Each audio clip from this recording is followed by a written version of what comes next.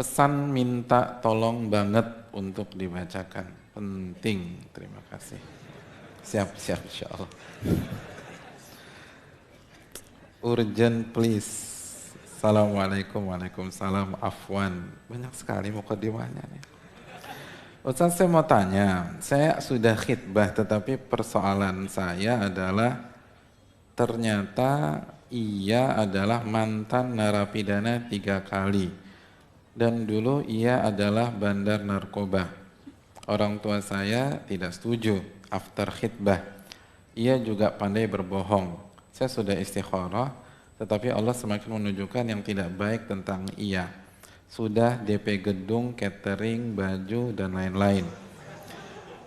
Ustadz, saya harus bagaimana? Bagaimanakah saya ke depan jika harus dipaksakan? Terima kasih. Waalaikumsalam. Ya, terima kasih banyak jazakallahu khairan. Yang pertama, khitbah dalam ilmu fikih itu bermakna janji. Janji, bukan akad. Bukan akad. Dan selama belum mengucapkan ijab dan qabul, semua masih bisa terjadi. Bahkan antum harus memanfaatkan momen-momen sebelum ijab dan qabul untuk selalu mengamati calon antum. Jadi kalau ada masalah, di satu sisi antum harus syukuri. Karena dengan adanya masalah sebelum ijab qabul, itu kita bisa baca karakter asli pak calon kita. Yang jadi repot kalau nggak ada masalah sama sekali. Jadi kita nggak bisa baca, ini orang tipikalnya gimana. Orang baru kelihatan temperamen atau tenang ketika ada masalah. Orang akan terlihat jujur atau bohong kalau ada masalah. Orang akan terlihat bertanggung jawab atau pengecut kalau ada masalah.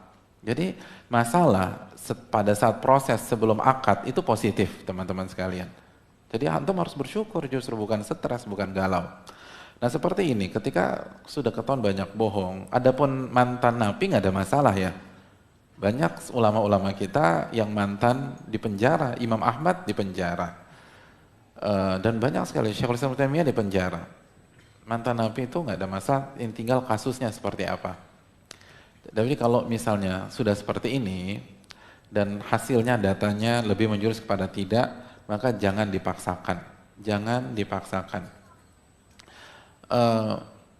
Tinggal tinggal dibatalkan saja. Makanya ulama mengatakan membatalkan pernikahan setelah khitbah kalau tidak ada alasan minimal makruh. Kalau ada alasan nggak ada masalah sama sekali, nggak ada masalah. Sebagaimana kita mereschedule janji atau membatalkan janji sebelum hari H karena ada alasan syar'i. Boleh apa enggak? Boleh. Boleh, nggak ada masalah. Antum ada rencana lusa ketemuan sama orang, tiba-tiba malam ini jatuh sakit, antum cancel, alasan syar'i kan boleh, nggak ada masalah sama sekali. Jadi jangan dipaksakan.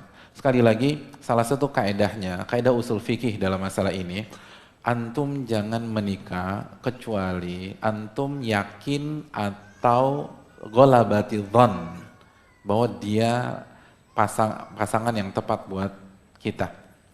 Yakin artinya data 100%. Ghalabati dhon nggak sampai 100%, tapi indikatornya banyak bahwa dia orang baik. Kalau sampai mendekati hari H, persentasenya masih 50-50, atau di bawah 50-50, ini kan di bawah 50-50, maka secara kaedah jangan dilanjutkan. Walaupun kalau dilanjutkan sah, tapi antum siap resikonya atau anti siap resikonya. Jadi ini paradigma berpikir yang benar ya. Ingat, ilmu usul fikih itu mengajarkan paradigma berpikir yang benar untuk kehidupan. Untuk kehidupan. Jadi orang yang kuat usul fikih itu cara bersikap dan cara menyikapi hidup tuh enak. Itu keren. Contohnya misalnya sabru wa taksim. Itu salah satu pembahasan dalam ilmu usul. Sabru taksim itu kan pemetaan. Jadi kalau antum kuat dalam sabru taksim, antum bagus pemetaan. Nah, seperti yang kita katakan sekarang, ini istishab.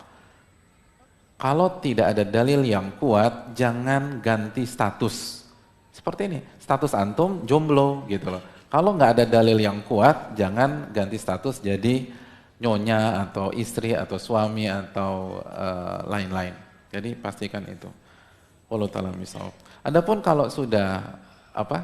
Sudah apa tadi itu? Sudah gedung, sudah catering dan seterusnya.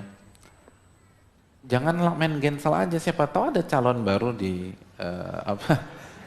Di jeda masa waktu yang terbatas ini, jangan tutup apa yang masih dibuka oleh Allah Subhanahu wa taala. Coba cek dulu gitu loh.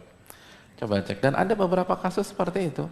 Ada beberapa kasus seperti itu yang calon yang aslinya mundur tiba-tiba calon yang nggak disangka-sangka maju, dan sekarang sakinah mawaddah warahmah.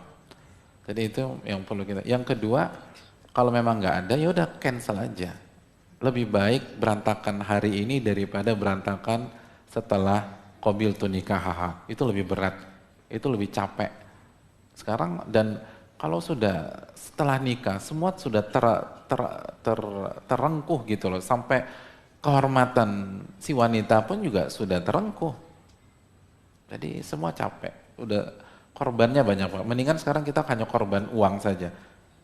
Bukan korban perasaan, korban kehormatan dan seterusnya.